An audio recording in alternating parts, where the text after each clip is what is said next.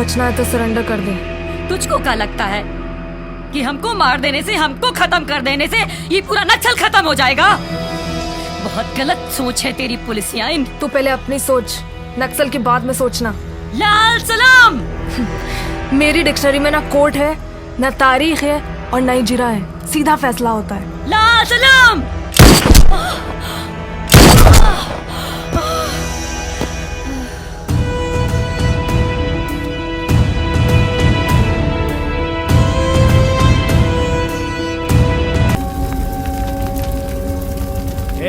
चल टाइम हो गया।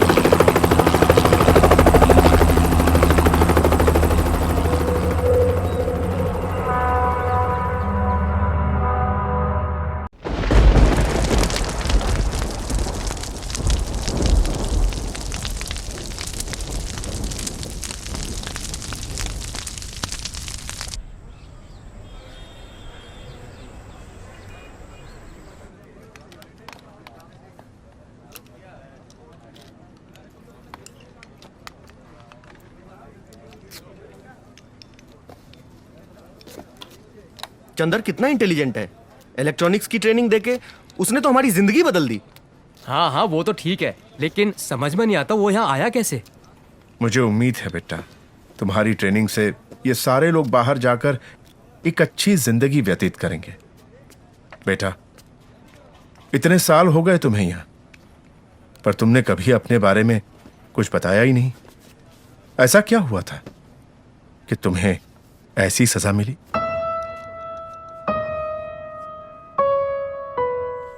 किसानों और गरीबों को। चुप। आइए आइए रामचंद्र जी, आइए आइए। प्रणाम प्रणाम प्रणाम। हम जानते हैं आपकी पोती को हमारा बच्चा उठा के ले आया। तो उठा के ले आया तो क्या हुआ, जवानी के दिन है, मौज मस्ती करेंगे ही। 2-4 दिन के बाद घर वापस आएगी। जाइए जाइए, आप जाइए, 1 पीस आएगी। जाइए। हाँ बोलो। जी सर। मेरी पोती अभी बहुत छोटी है। अरे रामचंद्र जी, आप कमाल कर रहे हैं। अरे मसला तो कली को जाता है ना, फूल को तो नहीं। फिर इतनी सी बात नहीं समझ रहे हैं आप। जाइए, 2-4 दिन के बाद अपने आप बच्चे आ जाएगी घर पे, समझे आप। सिंगल पीस आएगी, ये मेरा वादा रहा, समझे। जाइए।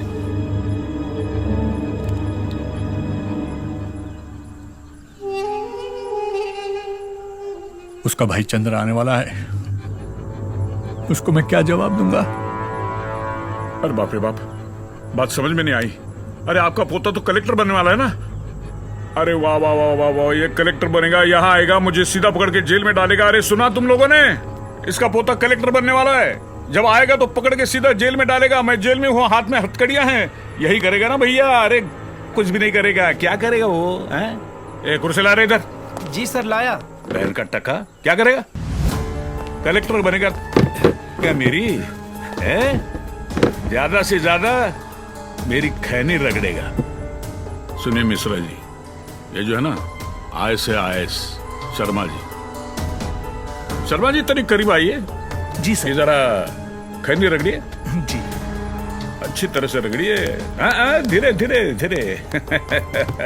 देखा मिश्रा जी, ये कानून है। ये हम जैसे अनपढ़ आदमी मंत्री बन जाते हैं और ये पढ़े लिखे IAS सेक्रेटरी, हम जैसे लोग कानून बनाते हैं और ये पढ़े लिखे लोग अनुपालन करते हैं। इसलिए हम आपसे कह रहे हैं, आप पढ़े लिखे हैं, हम जो बोल रहे हैं उसका अनुपालन कीजिए, वरना क्या होगा? SP को बुलाएंगे, SP 2 डंडे आपके पे मारेगा तो आप खुद कबूल करेंगे कि भाई हमारी पोती का अपहरण हमने किया है। अरे कहाँ देख रहे हैं, जाइए ना।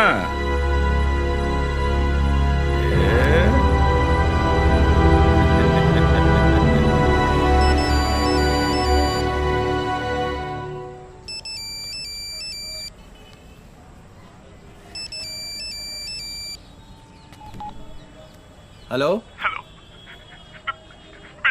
बेटा चंदन, बेटा जल्दी से घर आ जाओ। तुम्हारी बहन चुटकी लापता है। कैसे? तुम बस घर आ जाओ बेटा जल्दी।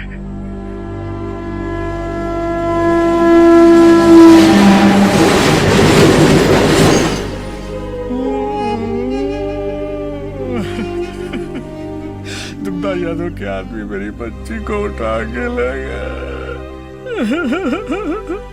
क्या मंत्री है वो, उसके पास इतने गुंडे कि मैं अपनी बच्ची को छुड़ा नहीं पाया।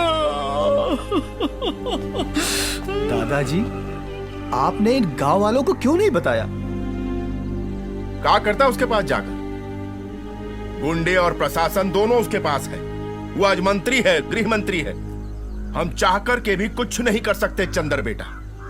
वो चाहता तो हम लोगन को कानून के जाल में फंसा सकता था। हाँ चंदर, उसके आदेश के बिना यहाँ एक पत्ता तक नहीं हिलता। बेहतर यही है चंदर बेटा कि छुटकी को भूल जा। आ गई तो अपनी किस्मत, नहीं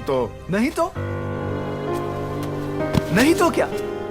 अरे चाचा जी, आप इस गांव के मुखिया हो और इन सब की सुरक्षा की जिम्मेदारी आपकी है। अरे हम सब ने इसलिए आपको मुखिया नहीं बनाया कि कोई भी बाहर से आए हमारी बहन बेटियों को लेके चला जाए यूं ही। आप हाथ पे हाथ धरे बैठे रहते हो। और दादाजी, अरे होगा वो इतना बड़ा मंत्री, लेकिन आप उसके पास गए क्यों नहीं? मैं गया था, वहां भी गया था। चंदर, इस बात को यही खत्म कर। हम लोग चाहकर भी उसका कुछ नहीं कर सकते।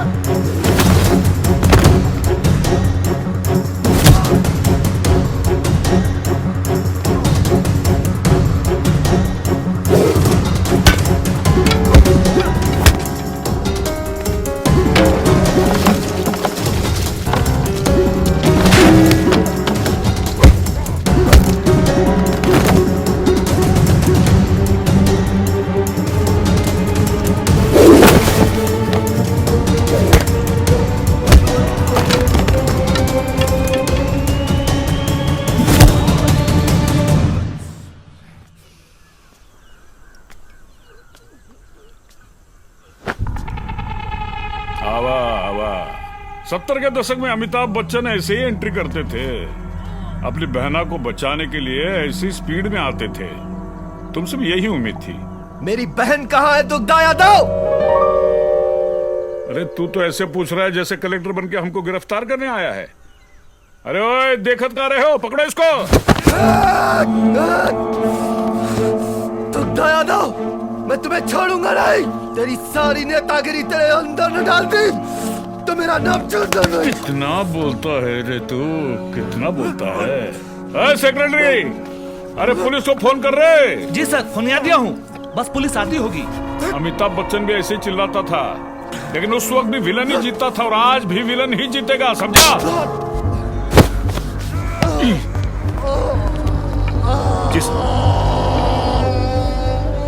अरे पांडे, पकड़ो उसको।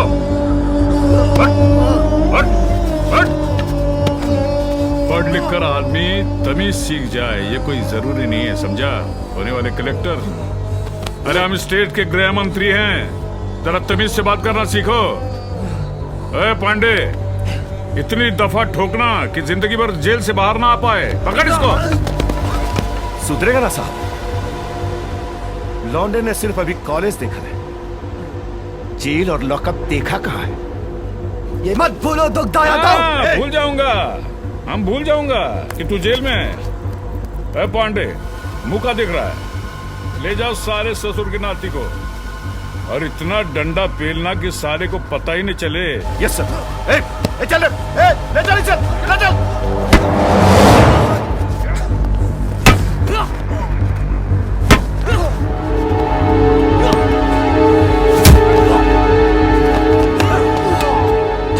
मार ससुरा को, मार। इतना मारो ना इसका सारा हीरोगिरी जो है ना वो कल जाए। राजन बाबा का फरियाद लेकर गया था सरपंच और मुखिया के पास ना। अबे तू को ये भी पता है कि छुटकी को मंत्री जी के बंगले पर कौन पहुंचाया था? अपने सरपंच और मुखिया। हाँ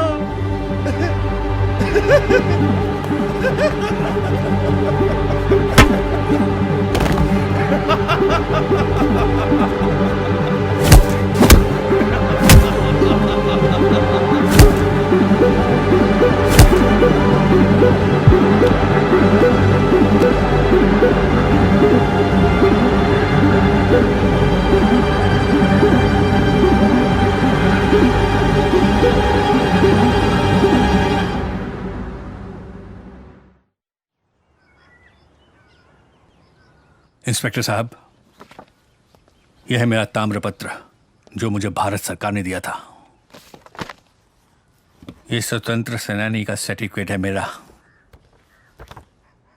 चंद्र मेरा पोता है। अच्छा तो आप फ्रीडम फाइटर हैं। सुन रहे हैं? ये फ्रीडम फाइटर है। हाँ, कौनो सिपाही का बंदूक लेकर भाग गए होंगे तो फ्रीडम फाइटर तो कहलाएंगे ही ना। अच्छा तो आपने क्या क्या किया था फ्रीडम के समय में?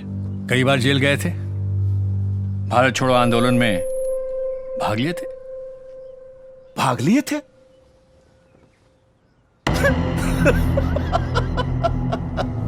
अरे भाई साहब, आप तो कह रहे थे कि आप फाइटर हो, वो भी आप फ्रीडम फाइटर हैं।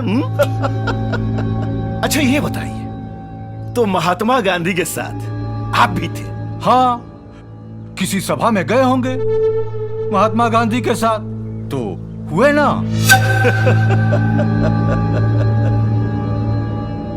और आपका बेटा क्या करता था? मैं कप्तान था। अच्छा, मतलब वो भी मारामारी ही करता था। फिर क्या हुआ उसका? देश के लिए शहीद हुआ था मेरा बेटा। होना ही था। होना ही था मतलब?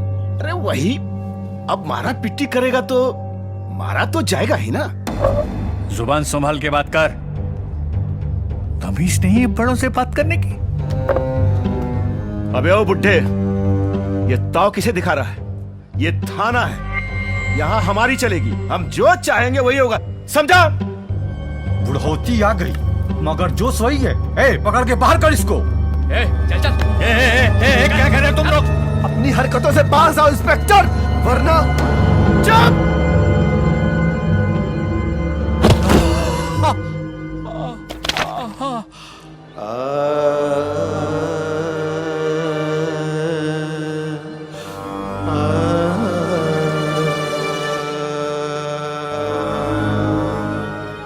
यही है कीमत देशभक्तों की।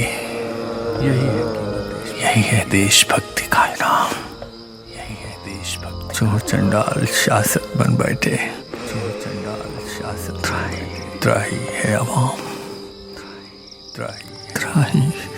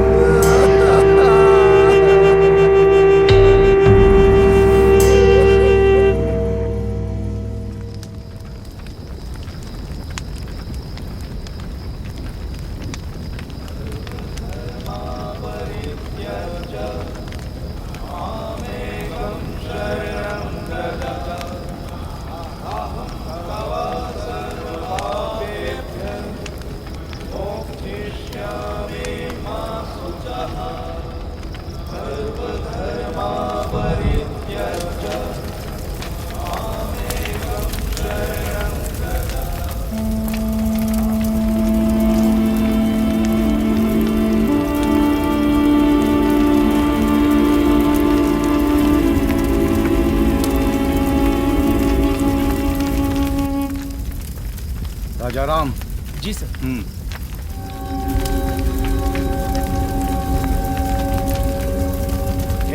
चल टाइम हो गया।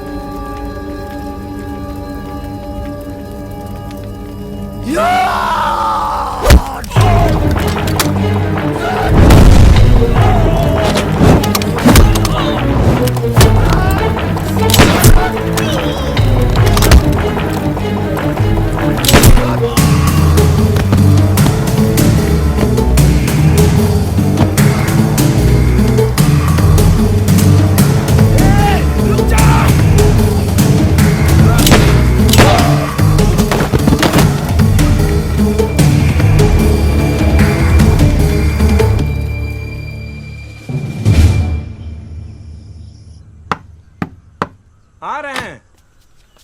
अरे बेटा चल। अरे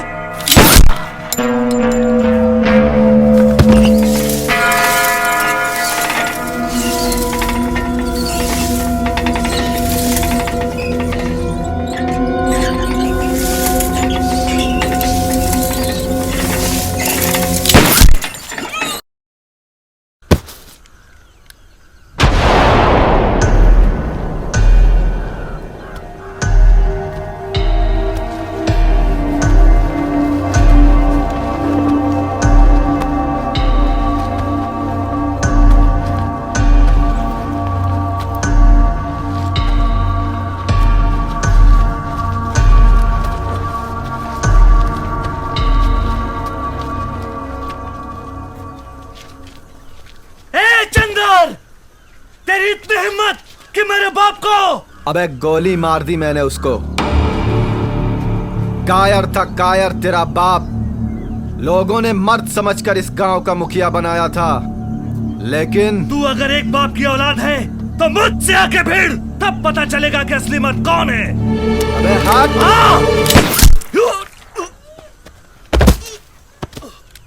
किसी को और कुछ कहना है कोई?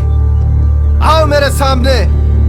साले कायरों, दूसरों के लिए जीना सीखो कुत्तों, नहीं तो वो दुग्धा यादव तुम सबको चुन चुन के मारेगा। आज मेरी बहन को उठाया है, कल तुम सबकी बहन को उठाएगा। पूरे गांव की औरतों के साथ बलात्कार करेगा और साले तुम लोग देखते रह जाओगे। मैंने तो हिम्मत पैदा कर ली, तुम लोग भी मर्द बनो। कायरों की तरह चुपचाप इस जुर्म को सहन करने की क्षमता तुम में है तो करो, यही तुम्हारी नियति है। मैं मिटाऊंगा दुग्धा यादव को। सुन रहे हो ना तुम लोग?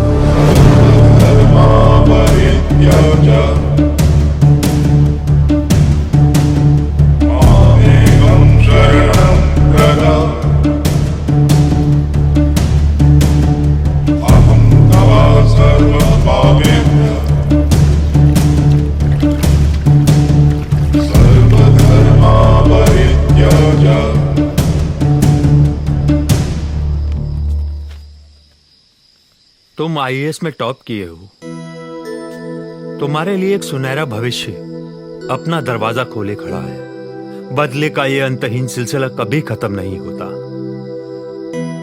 इस रास्ते से वापस लौट जाओ चंदर। अब कहां वापस आना गुरुजी? मैंने 4 पुलिस वालों का कत्ल किया है। गांव का मुखिया, सरपंच और उसके बेटे का भी खून मैंने ही किया है। और वैसे भी कैरेक्टर तो अब खराब ही हो चुका है। कैरेक्टर सर्टिफिकेट भी नहीं मिलेगा। और सरेंडर करके क्या फायदा गुरुजी? और आप कहां कहां तक भागेंगे?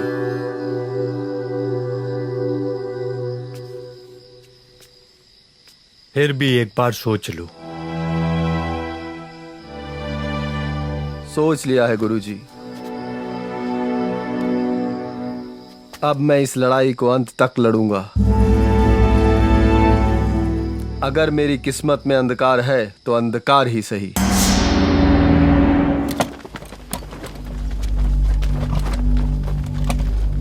अहिंसा परमो धर्म।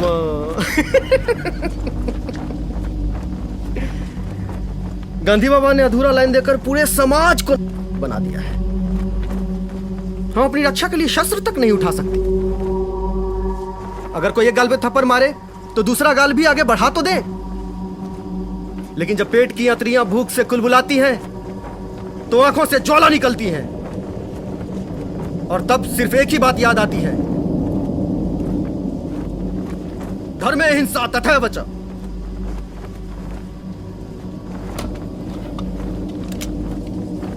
अगर अहिंसा श्रेष्ठ है तो धर्म की रक्षा के लिए की गई हिंसा उससे भी श्रेष्ठ है।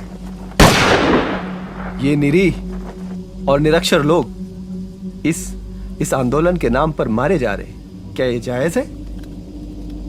मैं पूछता हूं कि इस आंदोलन के सिपाहियों को आखिर क्या मिलेगा?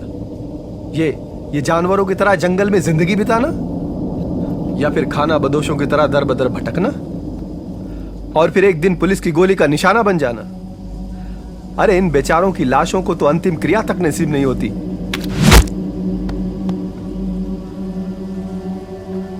बहुत खूब मेरे दोस्त, बहुत खूब। क्या सोचकर तुम्हारे दादाजी ने इस देश को आजाद कराया था कि एक दिन उनके अपने ही भाई बंधु थाने में बिठाकर उन्हें अपमानित करें? जिस दुग्धा यादव को लोगों ने राज्य की बागडोर सौंपी, क्या उन्हें अपनी बहू बेटियों की इज्जत भी सौंपनी पड़ेगी? नहीं मेरे दोस्त, बात बदले की भावना की नहीं है, और न ही इज्जत और अपमान की। बात यह है कि यह अत्याचार इस देश में लाखों करोड़ों लोगों के साथ हो रहा है, हर दिन, हर पल, हर क्षण। जी तो कुत्ते भी लेते हैं मेरे दोस्त,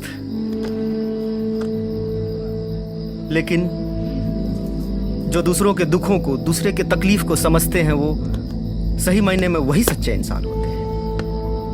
जो दूसरों की आंखों के आंसुओं को अपनी आंखों में रखने का जज्बा रखते हैं, उनको अपनी पलकों पे सजाने का जो जज्बा रखते हैं, वही सच्चे इंसान होते हैं। आज लाखों करोड़ों आंखें इस इंतजार में बैठे हुए हैं कि फिर कोई महात्मा गांधी जी या फिर भगत सिंह आएंगे और हमारे सारे दुखों का निदान कर देंगे। ऐसा कुछ भी नहीं होने वाला है। कोई गांधी नहीं आएगा, कोई भगत नहीं आएगा। हमें और तुम्हें ही भगत सिंह बनना होगा, गांधी बनना होगा। यही क्रांति हम अगर 1947 से पहले किए होते तो क्रांतिकारी कहलाते। तो क्या यह क्रांति इन सब के दुखों को दूर करेगी? गांधी बाबा भी तो कहा करते थे कि अगर शोषण करने वाला पापी है तो सहने वाला उससे भी बड़ा पापी है। और इसीलिए तो दादा ने अपनी सारी सुख सुविधाओं को छोड़कर उस पर लात मारकर जुट गए गरीबों और शोषितों की सेवा करने में। दादा? कौन दादा? दादा माणिक दादा। लंदन स्कूल ऑफ इकोनॉमिक्स से पढ़ के जब वो हिंदुस्तान आए, उनके पास बहुत बड़े बड़े ऑफर आ रहे थे, बड़े बड़े कॉरपोरेट से, लेकिन उन्होंने कहीं एक नजर तक नहीं डाला। जब उन्होंने हमारे देश के गरीब, पीड़ित, शोषितों का हाल देखा तो उनका हृदय दहल उठा। फिर क्या था, दादा निकल पड़े पीड़ितों और शोषितों की सेवा में। सोने वालों को जगाने के लिए आया हूं मैं, तुम भी एक इंसान हो बताने के लिए आया हूं मैं। उद्देश्य हमारा अधिकार मिले, एक बार नहीं हर बार मिले। मजदूरों के पसीने की कीमत सूखने से पहले यार मिले। ना ही अत्याचार है करते, ना खून खराबा पेशा है। हंस के दो या लड़के लेंगे, यही हमारा संदेशा है। ये लड़ाई शान और शौकत बढ़ाने की नहीं है, ये लड़ाई अपनी हिम्मत दिखाने की भी नहीं है। ये लड़ाई इसलिए है कि नोचे नहीं कोई बोटियां, बचे अपनी आबरू और मिले हमें दो रोटियां। सदियों से ये जंगल हमारी मिल्कियत है, ये हमारा घर है। हम अपनी जमीन छीनने नहीं देंगे किसी को। हम तैयार हैं। तो फिर मेरे साथ बोलो, हमारी होगी धरती, हमारा होगा अवाम, लाल सलाम, लाल सलाम। लाल सलाम, लाल सलाम। हाँ, झोंक दो इन मासूम लोगों को पुलिस की गोली के सामने इस लाल सलाम के नाम पर। अरे इन लोगों को तो ठीक से बंदूक पकड़ना भी नहीं आता। आओ आओ चंदर। दादा, ये है चंदर। ये रामचंद्र का पोता है ना? जी। फेंकूंगा। नहीं, क्यों मार रहा है इसको? नहीं अमरजीत भैया कुछ नहीं, अमरजीत भैया कुछ नहीं, झूठ बोल लगूंगा ये। अमरजीत क्या हुआ? झूठ बोला है, झूठ बोल लगूंगा ये। अमरजीत भैया कुछ नहीं, कुछ नहीं। दिखा क्या ये कैमरा? गलती हो गई अमर भैया, अमर भैया अब नहीं करूंगा। क्या कर रहा है अमर भैया? अब नहीं करूंगा। इन्फॉर्म कर रहा था किसको? अब नहीं करूंगा भैया। पुलिस को इन्फॉर्म कर रहा था? नहीं करूंगा। हमारी बातें पुलिस को बता रहा था? नहीं करूंगा।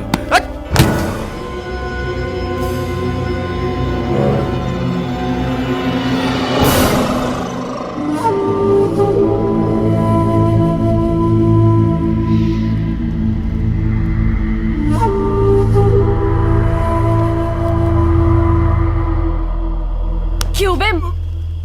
पुलिस को बताएगा कि हम यहाँ हैं? है बे? मुंह खोलना साले, बोलना। और तो उसका खबरी बनेगा, उसका खबरी बनेगा। हाँ, तेरी माँ का।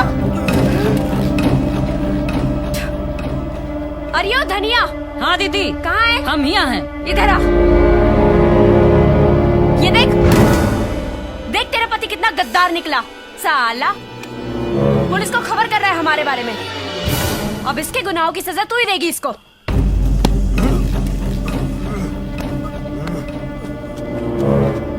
चल। गॉड, धोखेबाज, गद्दारी करता है। भाग, भाग।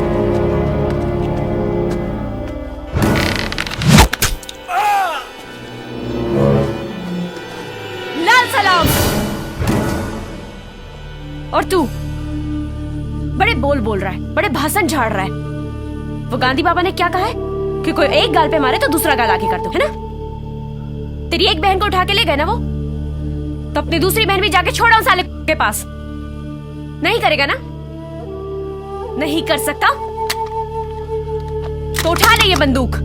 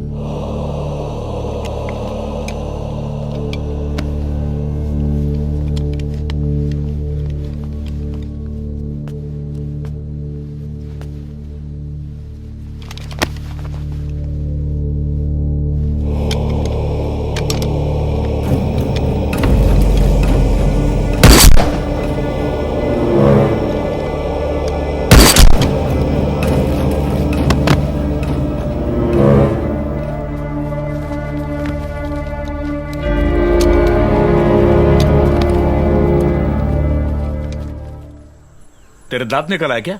हैं? साला मेरी बिल्ली और मुझे ही म्याओ। अरे मेरे फाइनेंस पे संगठन चलाता है तू, और मेरे बच्चे के साथ तूने। देख मानिक, मैं आखिरी बार बता रहा हूं, उस चंद्रबा को मेरे सामने हाजिर करो, वरना हरेक के अंदर 100 गोलियां दाग दूंगा मैं। लेकिन नेताजी वो... लेकिन कुछ नहीं, मुझे चंद्रबा चाहिए। इसका मतलब चंद्रबा चाहिए। जब तक उसको मैं हलाल नहीं करूंगा ना, चैन की नींद नहीं सोऊंगा मैं। अरे छोड़िए ना नेताजी, वो नया है, अब मैं उसे... नया था इसका मतलब क्या होता है? नया था इसका मतलब क्या होता है? तेरे ग्रुप में हर कोई नया आएगा तो मेरे सर पे चढ़ के क्या वो? सुन मानिक, मैं 24 घंटे की मोहलत दे रहा हूँ। उसके अंदर अगर चंद्रबा को हाजिर नहीं किया ना, तो सारा नक्सलाइट अंदर डाल दूंगा मैं। नेताजी मत भूलो, जब जब विद्वानों का अपमान हुआ है, सत्ता की कुर्सी हिल गई है। 24 घंटे सिर्फ 24 घंटे। याद रख, 24 घंटे के अंदर अंदर उस चंद्रवा को हाजिर नहीं किया ना, तो याद रखना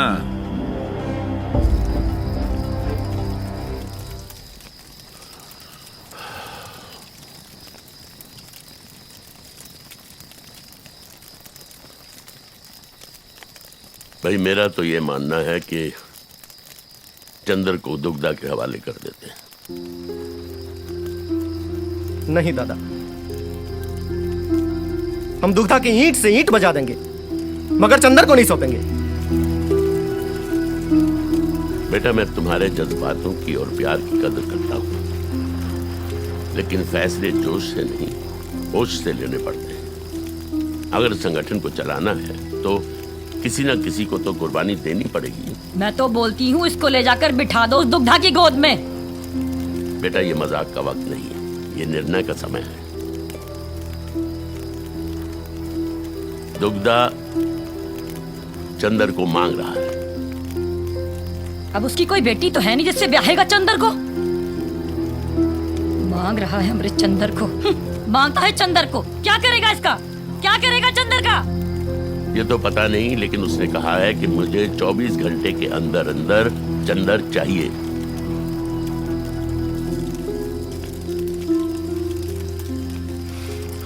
दादा, अगर एक के जाने से पूरा संगठन बचता है तो मैं जाने के लिए तैयार हूं। मैं भी तो देखूं ऐसा कौन सा हथियार है जो नक्सली को खत्म कर सकता है। भैया, अरे अगर एक चंदर मरा तो 1000 चंदर तैयार हो जाएंगे।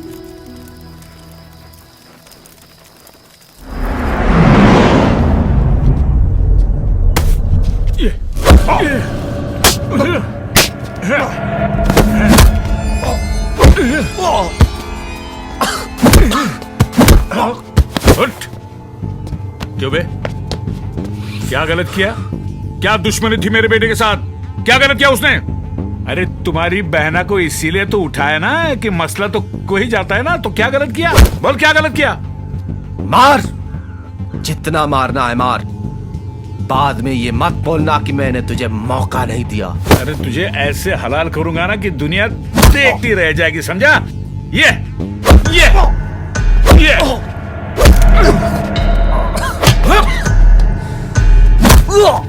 लीजिए सर।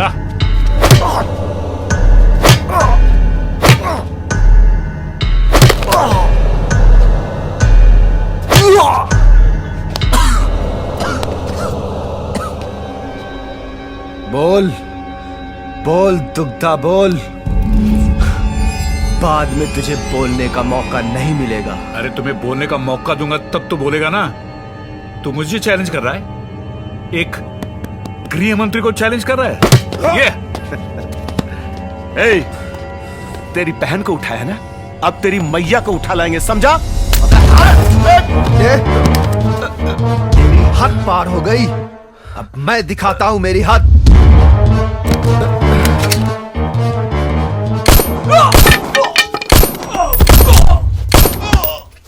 चंद्र बाबू, चंद्र बाबू, ये अब क्या करें चंद्र बाबू?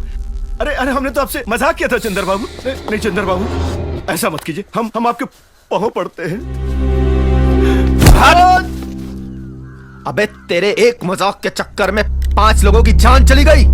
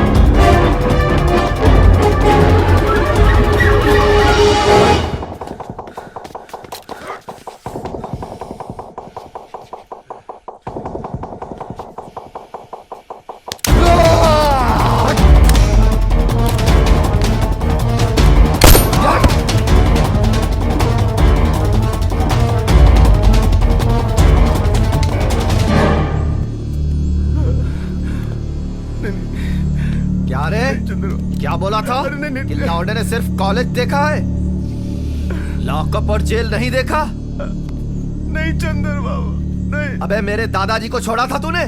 अबे आजादी की लड़ाई में बंदूक लेके भागे थे। तो सुन, जब तक इस देश में तेरे और दुग्धा यादव जैसे नेता और पुलिस वाले पैदा होते रहेंगे, तब तक मेरी ये बंदूक गरजती रहेगी।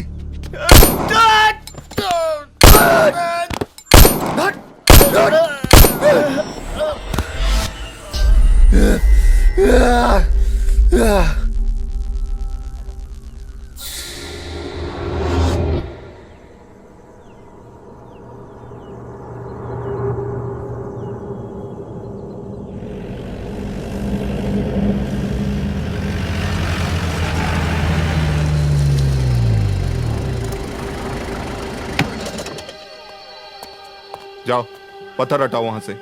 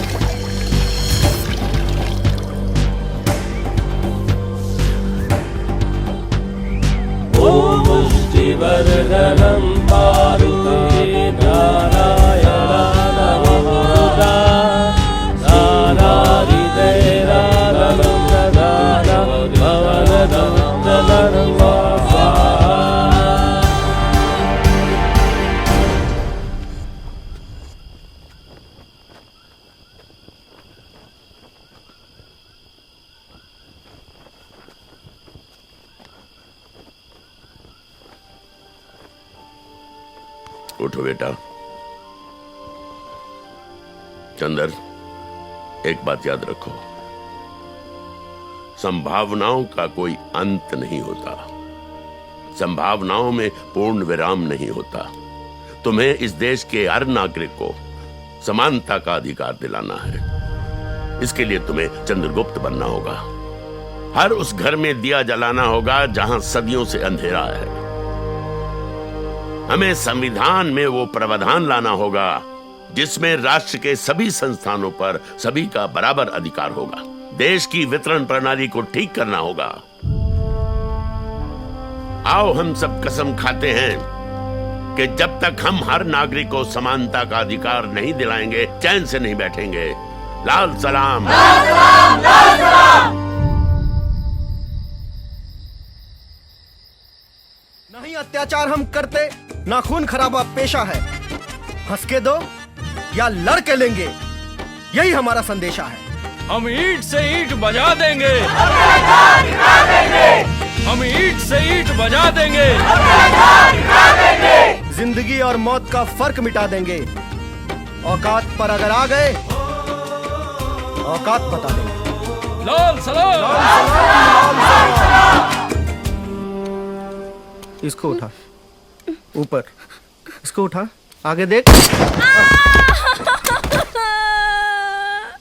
मम्मी, हम बोले थे ना हमें डर लगता है, हमसे नहीं होगा, हम नहीं करेंगे, हमसे नहीं होगा।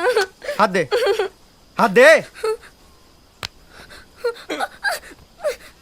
तुम इतनी कमजोर नहीं हो जो इस बंदूक का भार भी ना उठा सको। उठाओ इसको ठीक से। ले यहाँ पकड़, नहीं इसको आगे कर। नहीं ठीक, नहीं, वो है ना, वो मटका है ना, इसको थोड़ा आगे रखते हैं, कंधे पे रख।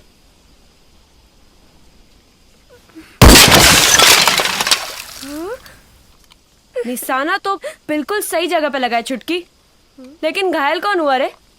तू या ये अमरजीत? और क्यों भी अमरजीत? तुझे तो जाना था ना कहीं, गया क्यों नहीं अभी तक? जा रहा हूं ना। ले पकड़ इसको, पकड़ इसको। छुटके, शाम में मिल मेरे को।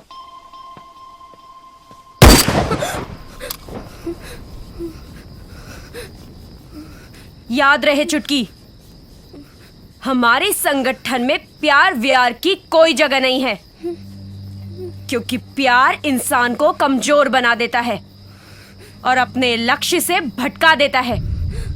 जानती है ना तू कैसे हालातों में जीते हैं हम? दिन रात मौत के साए में गुजरते हैं। अगर इस अमरजीत को कुछ हो गया ना कभी, तो पागल हो जाएगी तू। और अगर तुझे कभी कुछ हो गया तो ये अमरजीत पागल हो जाएगा, जिससे कि हमारा मिशन कमजोर पड़ जाएगा। और याद रहे कि ये कभी होने ना पाए।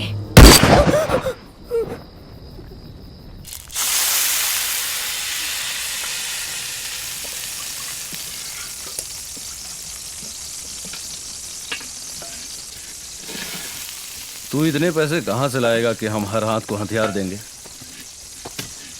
ऐसे ख्वाब देखने से बेहतर है कि इस बात को यहीं खत्म करो।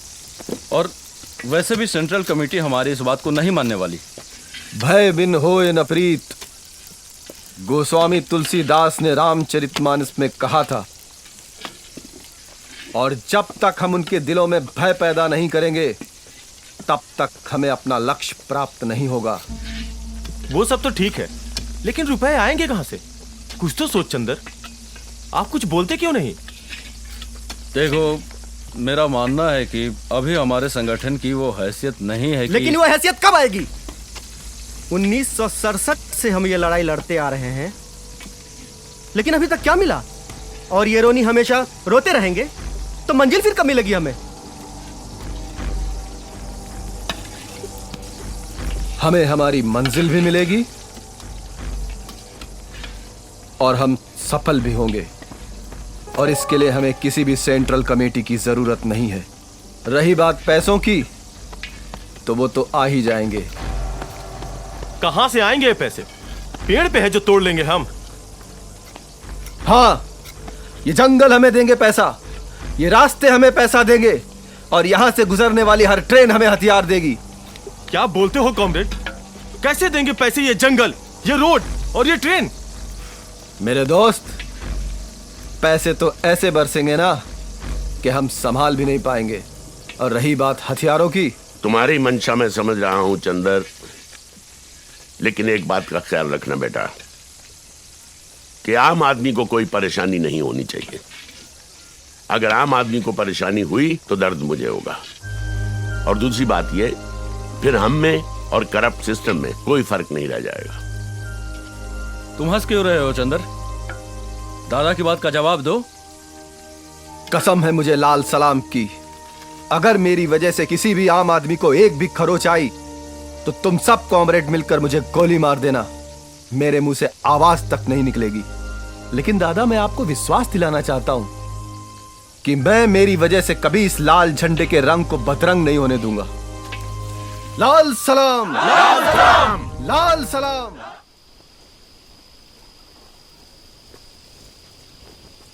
लाल सलाम, लाल सलाम। मुहिम पर जाने से पहले मैं कुछ बातें आपसे कहना चाहता हूं। भारत का इतिहास दुनिया का सबसे प्राचीन इतिहास है, सतयुग से लेकर अब तक। सतयुग में जब भी पुरुषों ने किसी मुहिम पर जाने की सोची है, तो महिलाओं ने भी कंधे से कंधा मिलाकर उनका साथ दिया है। अगर विष्णु और महादेव ने असुरों का वध करने के लिए शस्त्र उठाए थे, तो दुर्गा और काली भी पीछे नहीं रही। और आज के युग में भी ऐसी मिसाल है, रानी लक्ष्मीबाई। तो आप लोगों को रानी लक्ष्मीबाई बनना है और सत्युग को लाना है, समझे? कलयुग को बदलना है, फिर से सत्युग को लाना है। धनिया ने हमारी मूवमेंट के लिए जो प्रतिबद्धता दिखाई है वो बेमिसाल है। ये इतिहास की किसी भी वीरांगना से कम नहीं है। नहीं तो अपने माथे का सिंदूर पोंछ देना कोई आसान काम नहीं है। शाबाश बेटा, अब तुम्हें इनका साथ देना है, इनका साथ देते हुए लड़ना है। लाल सलाम, लाल सलाम।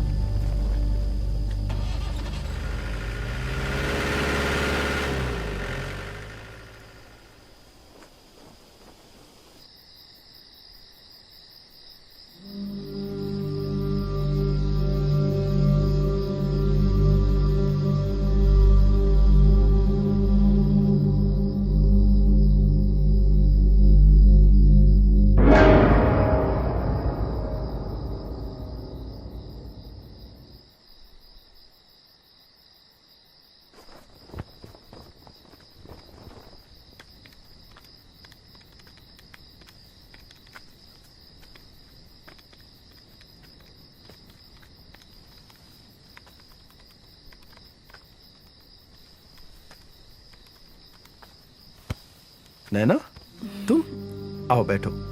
अरे अरे नैना, नैना ये देखो मैंने एक प्लान बनाया है जिससे हमारे देश के हर हाथ में काम होगा और हर चेहरे में। अरे अरे नैना, तुम सुनो मेरी बात सुनो नैना। देखो इधर देखो, ये हमारा प्लान जो है जिससे देश खुशहाल हो जाएगा। अरे नैना, समझो बात को। ये जो हम कर रहे हैं ना, अगर यही सब करना होता तो बाहर की दुनिया में नहीं करता मैं। नैना, ये जो एनर्जी तुम इस बात पर लगा रही हो ना, वही एनर्जी अगर तुम अपने लक्ष्य पर, अपने मिशन पर लगाओगी तो हमारा मिशन दुगनी तेजी से बढ़ेगा। नहीं चंदन, जैसा तुम सोच रहे हो ऐसा कुछ नहीं होता, कुछ भी नहीं होता। नैना, चंदन मेरी बात सुनो। नैना, होश में आओ नैना, होश में आओ नैना, होश में आओ। सुनो नैना, देखो ऐसा ही होता आया है, ऐसा ही होगा और ऐसा ही होकर रहेगा। तुम समझ रही हो ना? आओ मैं तुम्हें तुम्हारे टेंट तक छोड़ देता हूं, चलो।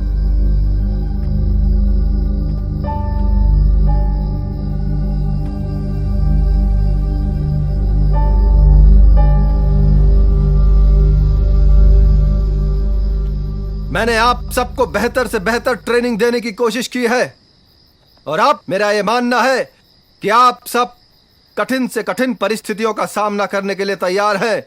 कोई शक नहीं? गुड। और अब हमारा अगला मिशन है कि आप सब अलग अलग टुकड़ियों में बंट जाएं और यहीं इसी जंगल से हम व्यवस्था पर चोट करेंगे। आप सबके अलग अलग इलाकों में आने वाले पुलिस स्टेशंस, उनको हम नेस्तो नाबूद करेंगे और उनके हथियारों पर कब्जा करेंगे। कोई शक नहीं? कसम जो लेनी हो तो रख दो अपने दिल पर हाथ। अपना दिल ही पवित्र गीता, अपना दिल ही कुराने पाक। ये दुनिया की जो अदालतें हैं, हम उन पर जाने को तैयार नहीं। इंसाफ हमारा यहीं पर होगा, अब कोई सरकार नहीं। लाल सलाम, लाल सलाम, लाल सलाम।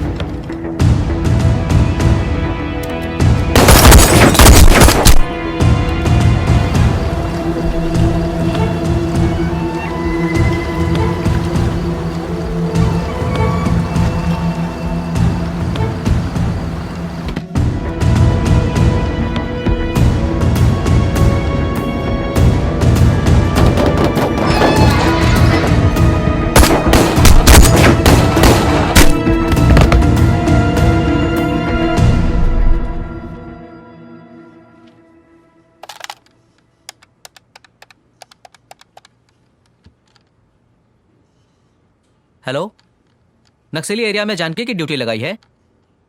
Good job.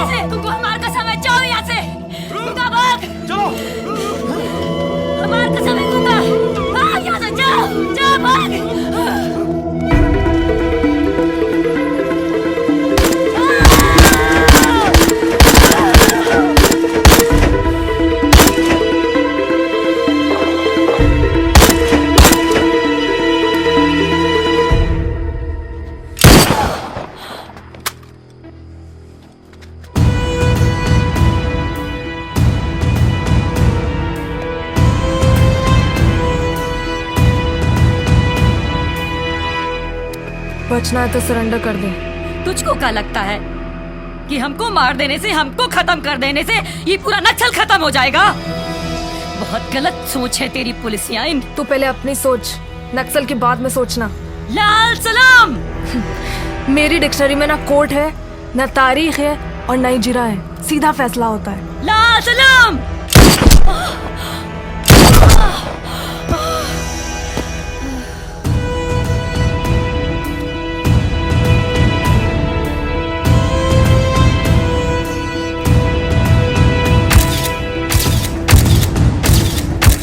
जी हाँ, पुलिस ने नक्सलियों के हथियारों का भारी जखीरा बरामद किया है और अब उनके खिलाफ हमारी कार्रवाई और भी तेज और भी कठोर होगी। अगर वो लोग पुलिस और कानून को कमज़ोर समझ रहे हैं तो मैं ये क्लियर कर देना चाहती हूँ कि पुलिस और कानून अपने देश में शांति व्यवस्था बनाए रखने के लिए कुछ भी कर सकती है। हेलो, यस, हाँ हाँ हाँ, okay okay okay, I am coming. जननी जन्मभूमिश्च स्वर्गादपि गरीयसी। एक बात हमेशा जान लो बेटी, माँ और मातृभूमि के लिए अगर जान भी देना पड़े ना तो उसे कभी मत हटो। बट पापा, कभी अगर रिश्ते और फर्ज के बीच में जंग हो जाए तो? अगर रिश्ते और फर्ज में जंग हो जाए तो फर्ज हमेशा बड़ा होता है, क्योंकि रिश्ता किसी एक के प्रति होता है और फर्ज करोड़ों के लिए होता है। तो अगर ऐसी कोई नौबत आई बेटी जहां आपको इस जंग से गुजरना पड़ा तो याद रखना, हर रिश्ते को फर्ज पर कुर्बान कर देना। बोलिए। हम पुलिस की इस क्रूर कार्रवाई का जवाब देंगे, करारा जवाब देंगे, जिसकी धमक से दिल्ली में बैठे हुक्मरानों की नींद उड़ जाएगी। लाल सलाम, लाल सलाम।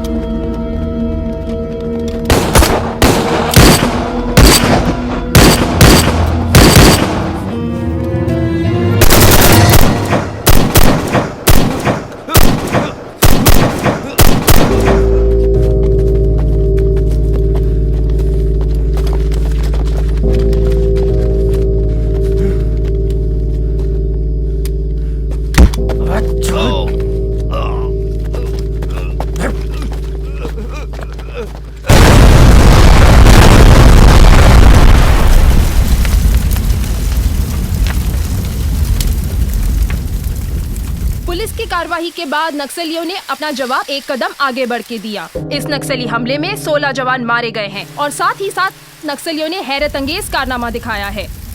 पुलिस टीम के सब इंस्पेक्टर अर्जुन का अभी तक कोई पता नहीं चला है और न ही उनकी लाश मिली है।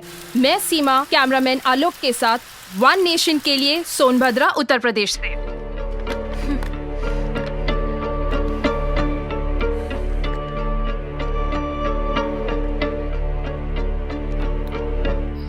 सोचो सावन भादो या फिर माघ पूस की रातों को, जिनके पास है कोठी बंगले समझेंगे क्या इन बातों को। तुम ही समझो, तुम ही जानो अपने इन जज्बातों को। कैसे कैसे बरसों बरस कितनी तकलीफें उठाते हैं। वो महलों में रहते हैं, हम जंगल में रैन बिताते हैं। आवाज उठाने पर अपनी नक्सलवादी कहलाते हैं। क्या कर रहे हो? अरे ठोक इसको, ठोक। ठोकना होता तो वहां नहीं ठोक देते। चलो दो बंदूक मुझे, बैठ जाओ चुपचाप, बैठो। क्या लगता है तुम्हें हम एक आजाद देश के नागरिक हैं? ये सचमुच की आजादी है जिसके कानून अंग्रेज बना गए थे। तुम तो पुलिस वाले हो, ये तो जानते ही होगे। पुलिस एक्ट सन 1858 में अंग्रेजों ने सिर्फ और सिर्फ इसलिए बनाया था ताकि वो मजबूर हिंदुस्तानियों पर जुल्म कर सके, और इसलिए बनाया था क्योंकि वीर कुंवर सिंह ने सन 1858 में क्रांति के लिए विद्रोह कर दिया था। आज भी पुलिस जब चाहे जहां चाहे किसी को भी मार पीट सकती है। कोई उफ तक नहीं कर सकता, कोई आवाज तक नहीं उठा सकता। अगर गलती से भी किसी ने आवाज उठा दी तो उसको 6 महीने तक की जेल हो सकती थी। उनके पास है महल अटारी भरी हुई तिजोरी है। उनके पास है महल अटारी भरी हुई तिजोरी है। 2 मुट्ठी अनाज हम ले लें तुरंत कहेंगे चोरी है। दौलत का नशा है उनको, पैसों की खुमारी है। कोठी पर कोठी बनाते यही उनकी बीमारी है। सच्ची बात कहें जब उनको नक्सलवादी कहलाते हैं।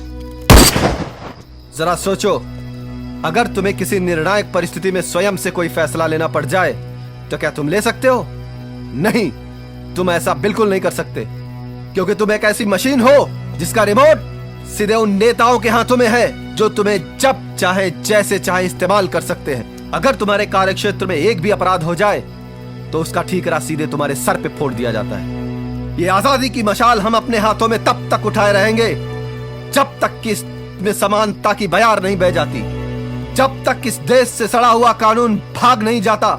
ये आंदोलन रुकने वाला नहीं है। लोग दिन ब दिन जुड़ते जाएंगे, कारवां बनेगा और एक दिन पूरा देश इस आग में जल उठेगा और इन करप्ट नेताओं को इसी आग में जलाकर भस्म कर देगा।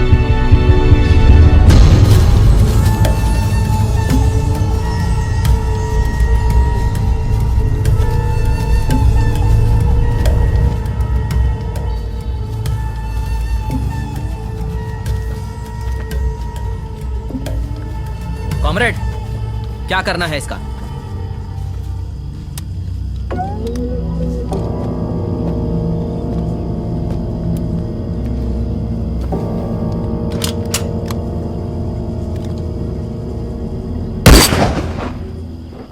छोड़ दो इसे।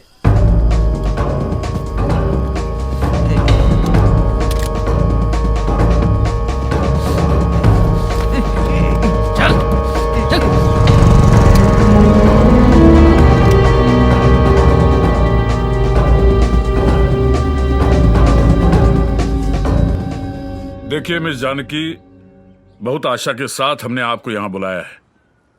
आप में वो दम है, सूझबूझ है, साहस है, काबिलियत है जो इन नक्सलियों का सफाया करने के लिए काफी है। लेकिन अब हम थोड़े से निराश हो रहे हैं। सर, निराश होने की कोई जरूरत नहीं है। हमारा डिपार्टमेंट इंफॉर्मेशन के आधार पर चलता है और वो इंफॉर्मेशन हमें आईबी ऑफिसर्स और स्टेट पुलिस के थ्रू मिलती है, लेकिन वो लोग आजकल हमें इंफॉर्मेशन देते ही नहीं है। हम तुम्हारी प्रॉब्लम को अच्छी तरह से समझते हैं जानकी, लेकिन हमारा बहुत भरोसा है तुम पर।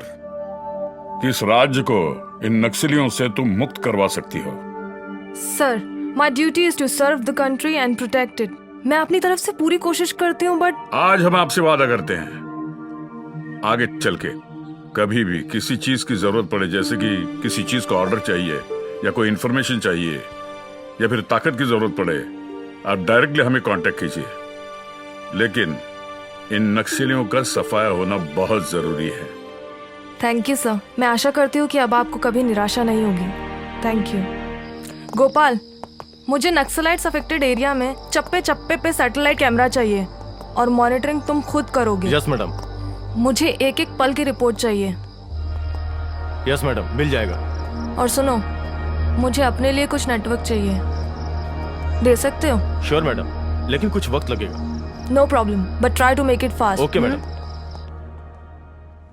ये है गुरु, ये नक्सलियों का ब्रेन माना जाता है। और ये नैना, नक्सलियों की महिलाओं की विंग की कमांडर। और ये गूंगा, बोल नहीं सकता मगर इतना खतरनाक कि किसी का गला काटना इसके लिए खेल है। और ये शख्स है इनका लीडर, इनका नाम माणिक चटर्जी है। ये एक बहुत बड़ी इंस्टीट्यूट में प्रोफेसर थे, लेकिन इनके नक्सल से जुड़े होने का कोई पुख्ता सबूत हमारे पास ना होने की वजह से हम चाहकर भी इनका कुछ बिगाड़ नहीं सके।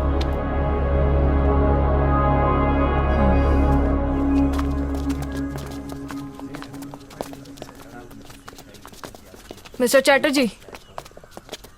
जी कहिए। You are under arrest. मेरा अपराध? आप पर इल्जाम है कि आप नक्सलाइट्स के चीफ कमांडर हैं और आप उन्हें नक्सल एक्टिविटीज के लिए गाइड करते हैं। देवी जी, आपको गलत इन्फॉर्मेशन मिली है। मैं कोई क्रिमिनल नहीं हूं, ना ही अपराधियों के साथ मेरा कोई रिश्ता है। मैं एक शिक्षक हूं, शिक्षा का प्रचार करता हूं पूरे प्रदेश में और गरीब और कुचले हुए लोगों को उनके अधिकारों के बारे में जागरूक करता हूं। ये मेरा धर्म है। अगर ऐसा करना अपराध है तो मैं अपराधी हूं। I am so sorry sir, लेकिन अभी आपको हमारे साथ चलना होगा। Please cooperate. I am sorry madam, but आप ऐसा नहीं कर सकती। आप मानिक सर को गिरफ्तार नहीं कर सकती। Arjun, are you mad? तुम एक नक्सलाइट लीडर को प्रोटेक्ट कर रहे हो? No madam, this is wrong. Manik sir उग्रवादी नहीं हो सकते। ये हमारे शिक्षक रहे हैं। इनकी शिक्षा अगर गलत होती तो मैं आज यहाँ खड़ा नहीं होता। मैं अपनी आंखों के सामने गुरु को गिरफ्तार होते हुए नहीं देख सकता। गुरुदेव, आप जाइए। मेरे होते हुए कोई आपको गिरफ्तार नहीं कर सकता।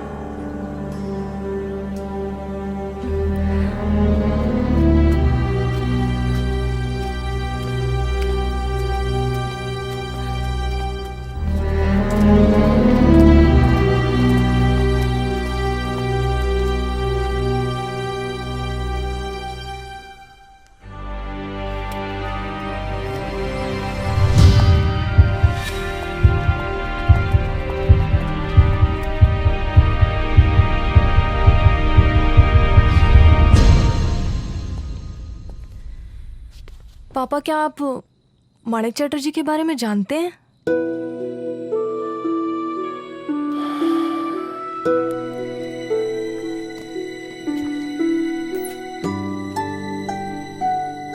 माणिक चैटर्जी,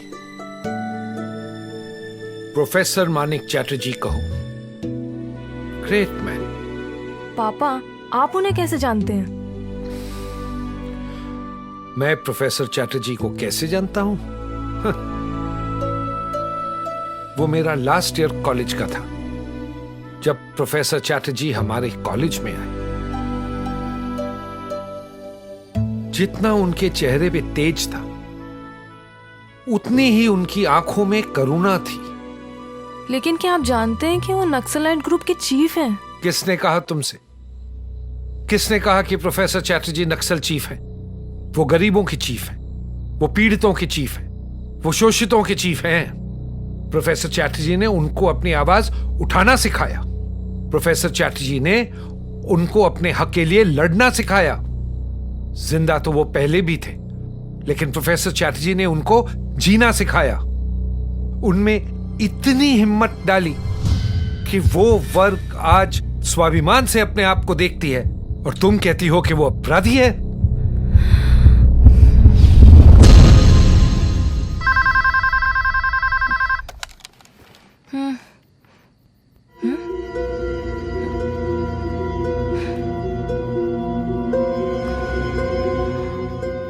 अब चंदर आपसे कुछ कहेगा। आओ चंदर, खुश रहो।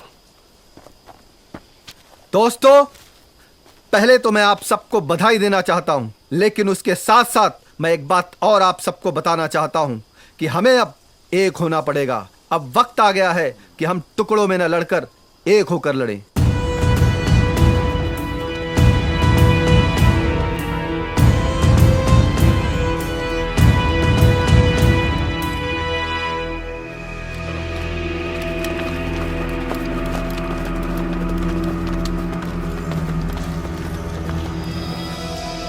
अगर इस जंग को जीतना है तो हमें एक होना पड़ेगा। हमें छोटे छोटे मतभेद भुलाने होंगे और हमने अगर लाल झंडे को एक बना दिया तो सरकार तो क्या, दुनिया की कोई भी ताकत हमें इस जंग को जीतने से नहीं रोक सकती। पर हमारा लीडर कौन होगा? हमारा हर कॉमरेड खुद का लीडर है, क्योंकि हम अपने आप को एक सिपाही समझते हैं और सिपाही का काम होता है सिर्फ और सिर्फ लड़ना। लाल सलाम।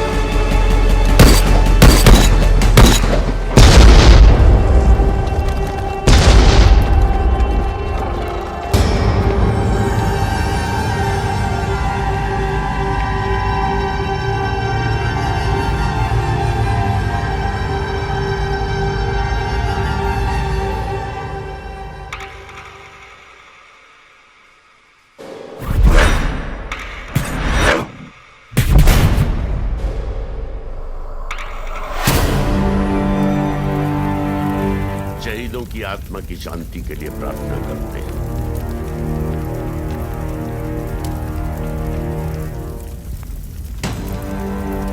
लाल सलाम। लाल सलाम।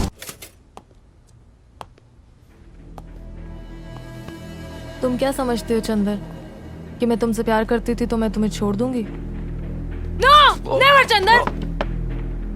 क्या कहा था तुमने? डायरेक्शन चेंज करोगे तो पोजीशन चेंज हो जाएगी। ये डायरेक्शन चेंज किया है, सबको नक्सलाइट बना दिया तुमने। तुमने कहा था हर हाथ में काम होगा, तुमने तो हर हाथ में बंदूक पकड़ा दी। वाह चंदर वाह, क्या काम किया है तुमने। यही था तुम्हारा विकास का मॉडल, सबको विद्रोही बना दिया तुमने।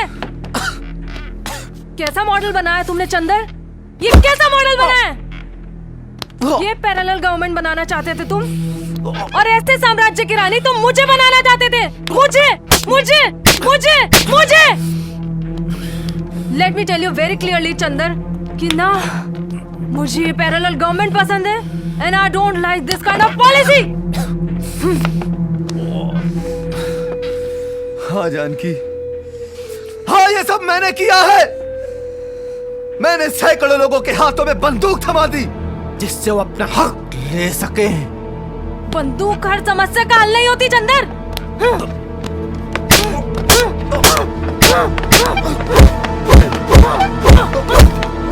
जब ये होश में आ जाएगा ना मुझे खबर कर देना, समझे तुम लोग?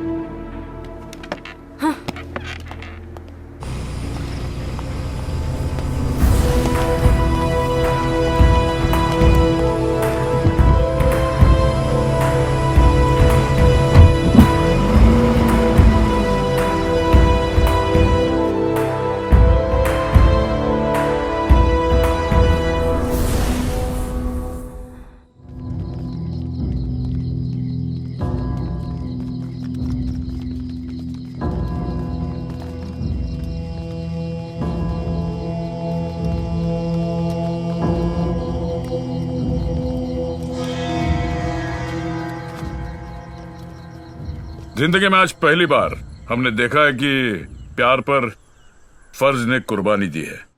70 के दशक में जो हिंदी फिल्में बनती थी उसमें भी ऐसा नहीं दिखाया जाता था। ये जो नक्सलाइट लीडर है चंदर मिश्रा आज पुलिस की हिरासत से फरार हो गया है। जानकी चौधरी ने 17 जवानों के साथ अपनी फर्ज की कुर्बानी दी है। जिस उम्मीद से सरकार ने जानकी चौधरी को एक रिस्पॉन्सिबिलिटी दी थी, नक्सलियों का सफाया करने का जो अभियान चलाने की वो बागडोर जो दी थी, उसके बारे में सरकार पुनर्विचार कर रही है। तो आपने देखा कि किस तरह से जानकी चौधरी पर आरोप और प्रत्यारोप के इल्जाम शुरू हो चुके हैं। ये सरकार अब क्या डिसीजन लेती है, ये ऊँट किस करवट बैठेगी, ये तो आने वाला वक्त ही बताएगा। मैं सीमा, वन नेशन के लिए कैमरामैन आलोक के साथ सोनभद्रा।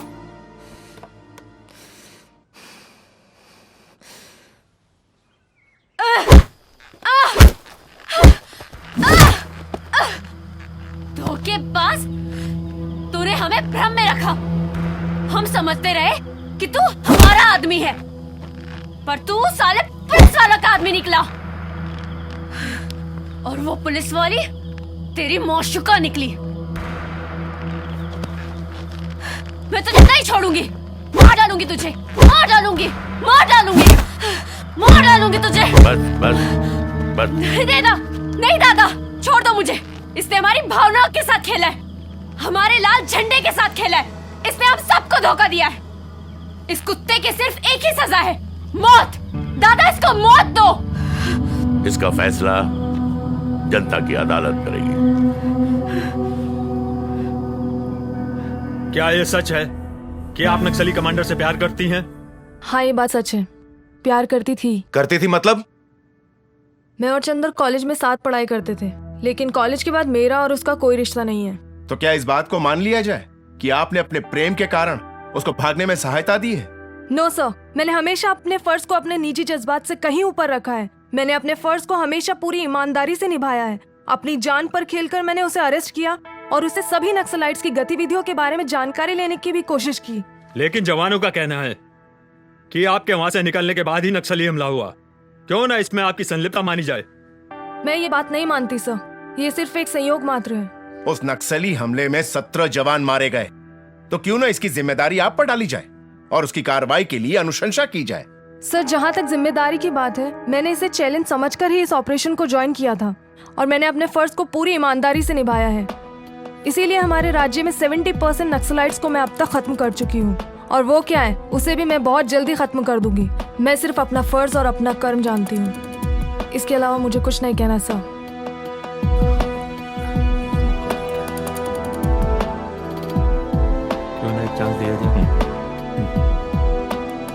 ये कमेटी आपको 1 महीने का समय देती है कि नक्सली कमांडर चंदर मिश्रा को गिरफ्तार कर अपनी निष्ठा साबित करे, वरना आप पर जांच आयोग बिठाई जाएगी। सर सारी बातें सुनने के बाद तुम्हें अपनी सफाई में कुछ कहना है चंदर?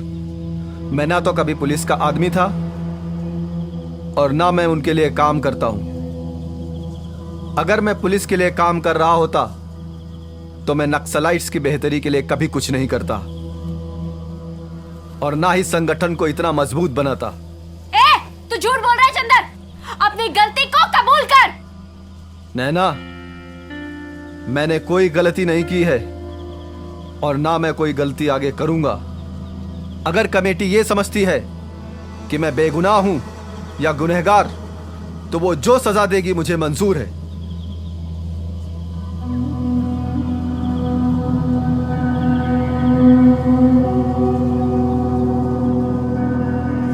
सेंट्रल कमेटी का फैसला है कि चंदर को सजाए मौत सुनाई जाती है। ठहरो। मैं जानती हूँ कि मेरा भाई निर्दोष है, मुझे विश्वास है। इसके बावजूद भी मैं सेंट्रल कमेटी से रिक्वेस्ट करती हूँ कि भैया के संगठन में अगर जरा सी भी निष्ठा है तो उन्हें अपनी सच्चाई साबित करने के लिए एक मौका जरूर दिया जाए। नहीं, फैसला हो चुका है। संगठन के साथ गद्दारी करने वाले को हम जिंदा नहीं छोड़ते।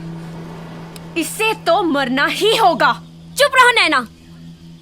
तो फिर सरकार में और हम लोगों में क्या अंतर रह जाएगा? ये बहस करने का वक्त नहीं है छुटकी। ये गद्दार है और इसको मैं नहीं छोड़ूंगी। चुप। खबरदार जो मेरे भैया के बारे में एक शब्द भी कहा, अगर मेरे भैया को कुछ किया तो मैं तुम्हें जान से मार दूंगी। छुटकी, तुम अपनी निष्ठा पे आंच मत आने दो। तुम एक कॉमरेड हो और तुम्हारे लिए कोई रिश्ता नाता मायने नहीं रखता। जब तुम्हारे बदन पे वर्दी है तो तुम सिर्फ और सिर्फ एक कॉमरेड हो, मेरी बहन नहीं। इसलिए मेरी बहना, तुम कोई गलती मत करो। भैया भैया, फिर नेक्स्ट लाइट में और दुग्धा यादव में क्या अंतर रह जाएगा? वहाँ भी शोषण है और यहाँ भी शोषण है। फिर ये लोग किस न्याय की बात करते हैं?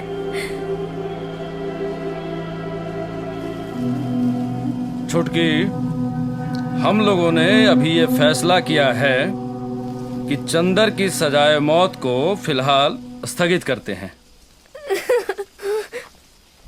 लेकिन एक शर्त पर, चंदर को 1 महीने के अंदर अंदर संगठन के प्रति अपनी निष्ठा प्रकट करनी होगी। अगर वो ऐसा करने में नाकामयाब रहा तो फिर 1 महीने बाद उसे सजाए मौत दे दी जाएगी। पापा समझ में नहीं आ रहा है, क्या करूं? बेटी, ऐसी क्या समझने की चीज है? हाँ, तुम एक काम कर सकती हो। तुम्हारे पहले एक इंस्पेक्टर था, श्रीवास्तव। तुम उससे मिलो। कहाँ मिलेगा वो? मुझे नहीं पता बेटी, ऐसे लोगों का कोई ठिकाना तो होता नहीं है। पड़ा होगा कहीं शराब में डूबा हुआ। लेकिन ढूंढो उसे, ढूंढो, शायद वो तुम्हारे बहुत काम आएगा। I think so.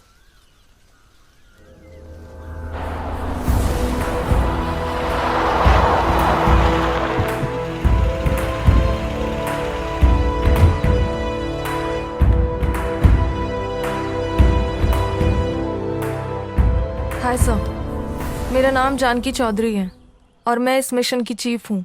मुझे मालूम है कि मुझसे पहले आप इस मिशन के चीफ थे, लेकिन 100 जवानों के मारे जाने की वजह से आपको सस्पेंड कर दिया गया था। I know very well sir कि ये किसी पॉलिटिशियन की साजिश रही होगी, बट मुझे आपसे कोई इन्फॉर्मेशन चाहिए sir, because I am very confused. ओह, बैठिए। Thank you sir. तुम क्या समझती हो, इस मिशन को कामयाब करने के बाद तुम्हें गोल्ड मेडल मिल जाएगा? बिल्कुल नहीं, क्योंकि ये पॉलिटिशियंस चाहते ही नहीं कि नक्सलाइट खत्म हो। ये कमबख्त कभी भी वर्बली ऑर्डर दे देते हैं एक्शन, और हम एक्शन पर आते हैं ये मुकर जाते हैं, क्योंकि इनके हाथ में कुछ है ही नहीं। रिमोट कंट्रोल तो किसी और के पास है। बट सर, इन सबको रोकने का उपाय क्या है? उपाय है, उसमें गवर्नमेंट को देश हित में दृढ़ निश्चय होकर कार्य करना पड़ेगा। लेकिन करे कौन और कैसे? क्योंकि ये जो हथियार के सौदागर हैं ना, ये हर वक्त हर सौदे में जगह और चेहरे बदलते हैं, और जो चेहरे एक्सपोज हो जाते हैं उसे मार दिया जाता है। खैर छोड़ो इन बातों को। ये लो, नक्सलियों की कुछ इंफॉर्मेशन है। और हाँ, यस सर, एक बात याद रखना, ना हम मिले थे और न कभी मिलेंगे।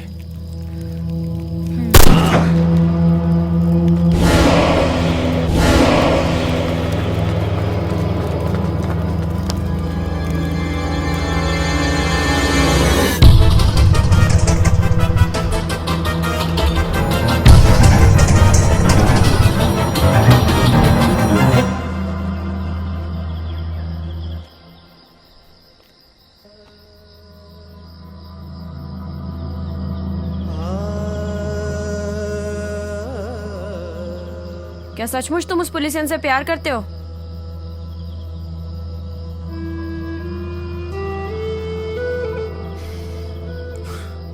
जब मैं कॉलेज में था तब मैं उससे प्यार करता था।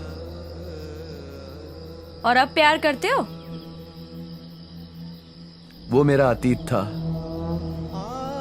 अब मैं उससे प्यार नहीं करता हूं। क्या तुम किसी से प्यार करती हो?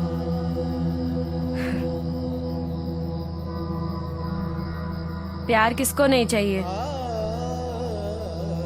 पर मेरी किस्मत को कुछ और ही मंजूर था। क्या हुआ था तेरे साथ? ये पूछ कि क्या नहीं हुआ था मेरे साथ। 12-13 साल की थी, माँ नहीं थी, बापू था। बहुत अच्छी जिंदगी थी मेरी।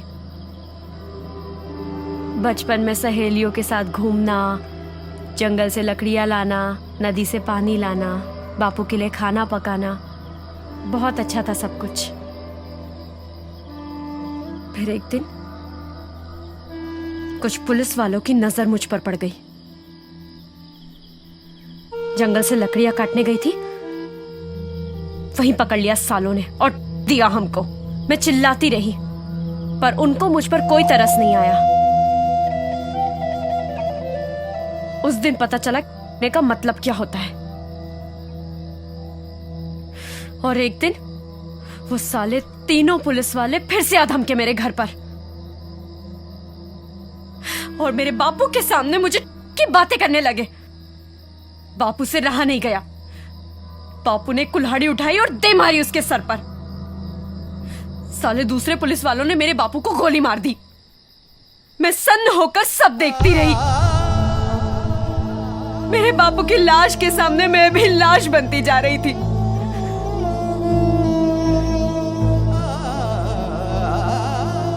फिर तीसरे दिन उन सालों की पिस्तौल मेरे हाथ आ गई।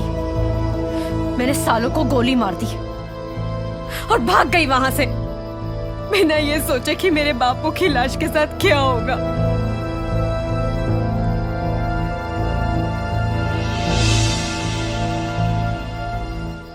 क्या कहते हो चंदर?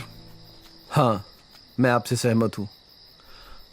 हम अर्जुन पर भरोसा कर सकते हैं।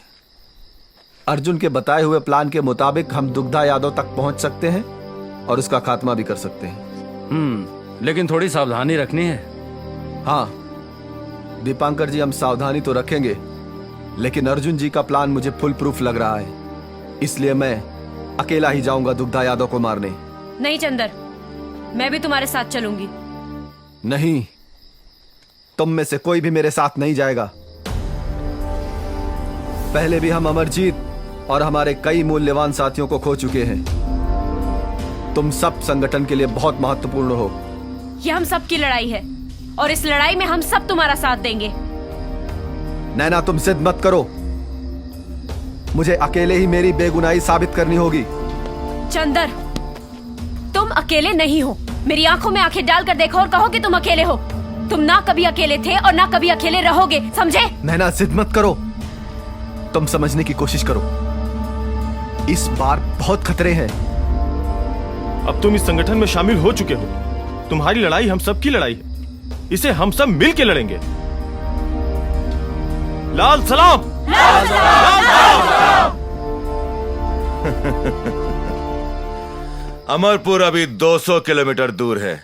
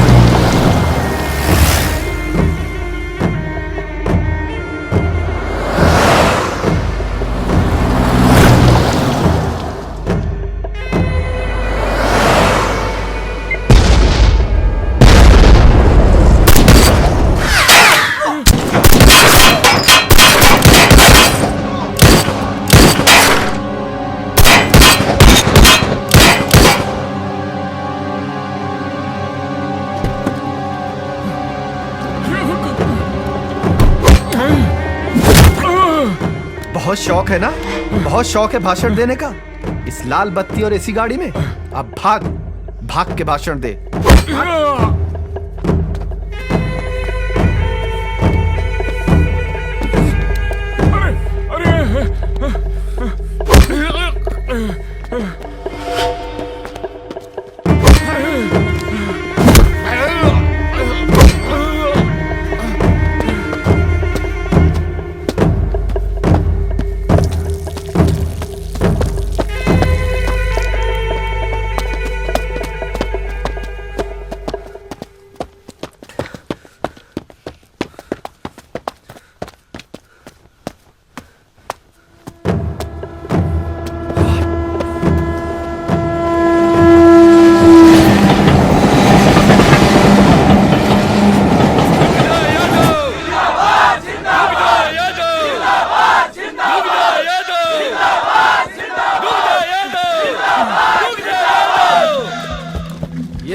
ये है तुम्हारा मंत्री अंगूठा छाप।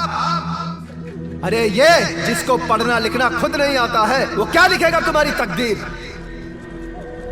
ये इतने बड़े प्रदेश का गृह मंत्री जिसने रात दिन सिर्फ और सिर्फ इस देश के कानून तोड़े हैं और इसके जैसे अंगूठा छाप लोग मंत्री बन जाते हैं। अरे ठेंगा छाप तो ऐसे ही कानून बनाएगा ना।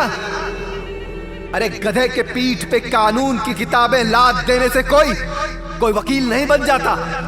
मुझे तमीज सिखाई थी इसने, आज मैं इसकी सारी तमीज इसके अंदर घुसेड़ देता हूं। मेरी बात सुन, मेरी बात सुन।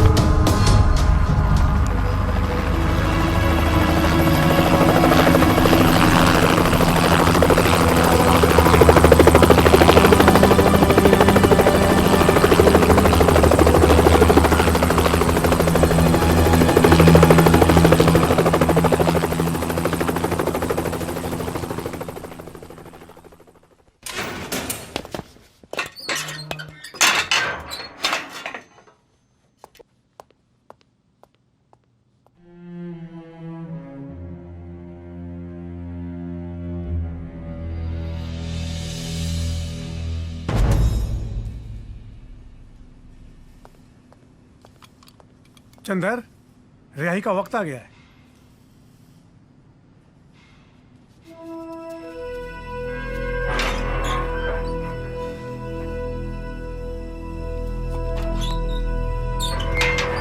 फांसी का झूला झूल गया